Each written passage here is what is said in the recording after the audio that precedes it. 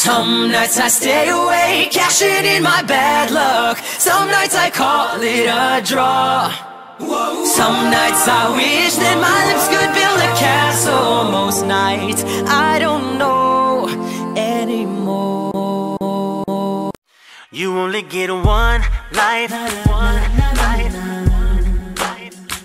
You only get one life, one life. Okay, so it all started nung nagsimula kaming gumawa ng business plan from our NCAP 7 class under our teacher, our advisor, Ma'am April Gumnad. Ang nangyari kasi, gumawa kami ng business plan about shakes. So nag-start kami about shakes muna. Bago namin naisip yun, syempre kaming magkaka-group lahat kasi we're starting to initiate pa yung ideas namin. So yun nga, napag-usapan namin, gumawa na lang kami ng business about shakes. So we're under food business. Nung kalaunan talaga eh. Nung kalaunan na, syempre nag-survey kami. We had surveys, interviews with other people, especially businessmen, successful businessmen. And they said, they told us that shake business is already dying. Kaya yun, sa group, nagkaroon ng konting doubt sa business. Parang niisip namin na kung pwedeng na lang, baguhin na lang yung business. Pero ang tanong kasi doon, hindi namin alam kung paano siya papalitan. Tsaka yung location, di pa namin alam kung saan kami magpupwesto. Kung paano namin i-start.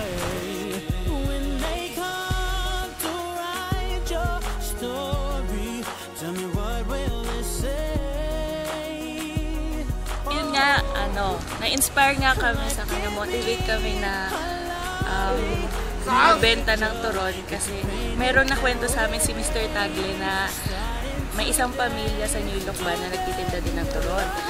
And yun, napaaral niya yung buong pamilya niya. Tapos lahat nakagraduate. Kaya yun, parang na-motivate kami. Siyempre, sino naman hindi mo ma-motivate doon? Na gusto din namin magkaroon ng parehong success nila.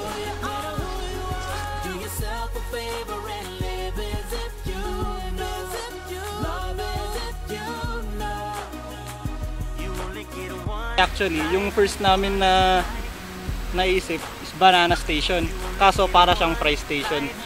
Yung next naman, banana corner. Kaso para siyang potato corner. Naisip rin namin, banana hut. Parang pizza hut. So kung isipin mo, yung isa potato, yung isa fries, yung isa pizza. Anong mas masarap? Pizza. Yun. Sabi pa ni Paul, hot banana. Kaso pangit. Kaya banana hot na lang.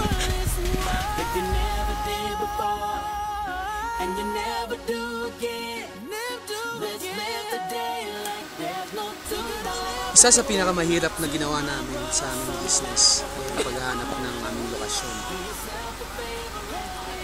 Siyempre, kailangan sa paghahanap ng lokasyon, kailangan i-consider namin yung convenience ng lugar, yung kung mura yung renta. Tama. Tapos siyempre kung ay tawag dito, maganda yung ambience. Higit sa lahat pala yung market, kung maraming market doon sa lugar niya. Actually kasi yung location, isa yun sa pinaka-crucial na kailangan gawin. Kasi kung wala kayong location, wala, hindi nyo ma-execute yung mga following na kailangan yung gawin sa practicum mismo.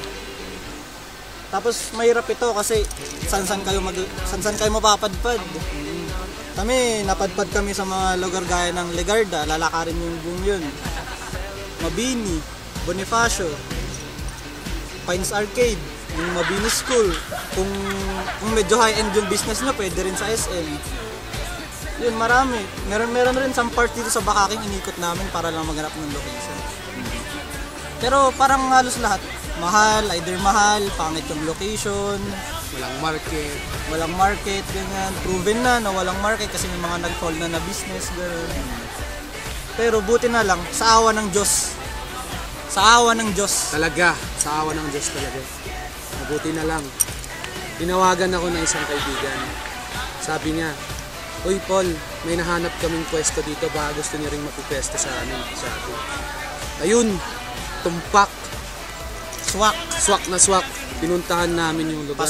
Pasok, sakto. Pumunta kami. Sa SLU Main yung lugar. Sa SLU Main yung lugar. Biruin mo yun. Sa dami muna na pinuntahan namin. Sa wakas, nakahanap na din kami ng lugar. Pinuntahan namin yung lugar. Tapos sakto sa tapat ng SLU Main. Natuwa na kami kasi alam namin sigurado may market doon.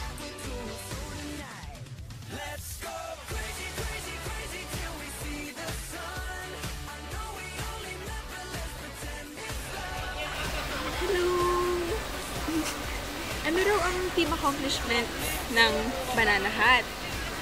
Una sa lahat, yung pag-ooperate namin, isang major success na sa amin yun. And isa sa hindi namin malilimutan din is nung second month ng operation namin, we have earned and have a net income of more than 15,000 pesos.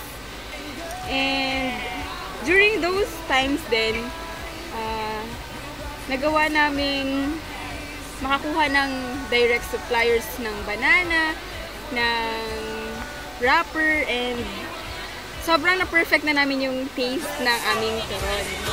And since then, we continue to operate and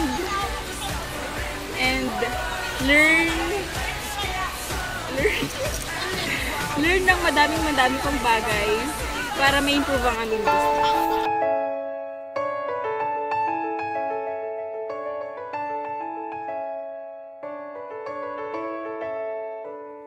Making my way downtown, walking fast, faces past and I'm homebound.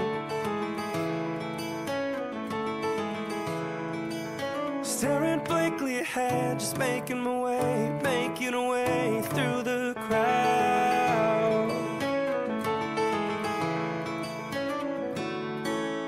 And I need you, and I miss you, and now I wonder if I could fall into the sky. Do you think time would pass me by? 'Cause you know I'd walk 1,000 miles if I could just see you tonight.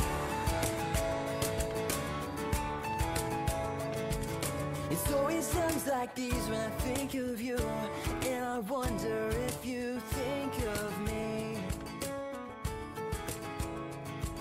'Cause everything's so wrong and I don't belong, living in your precious memory.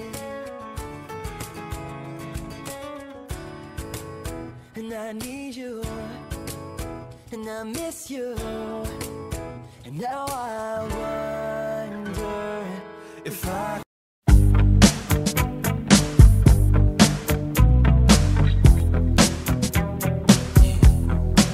this right here, tell me what goes out. Salita. Zibida, zaza, zizi, zaz, za. pieces, walking back into Live video mo. Naka-video ba yan?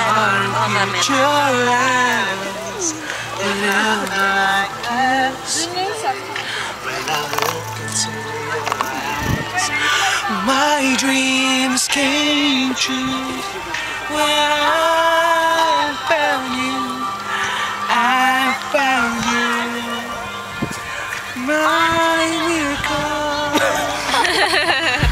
Huwag mo kunin whole body ko, katawan ko lang. Ulo ko lang. Nakikita ko na. Ha? Nakikita eh. At ng ano natin, talent na. Grabe talent, wala akong talent ka.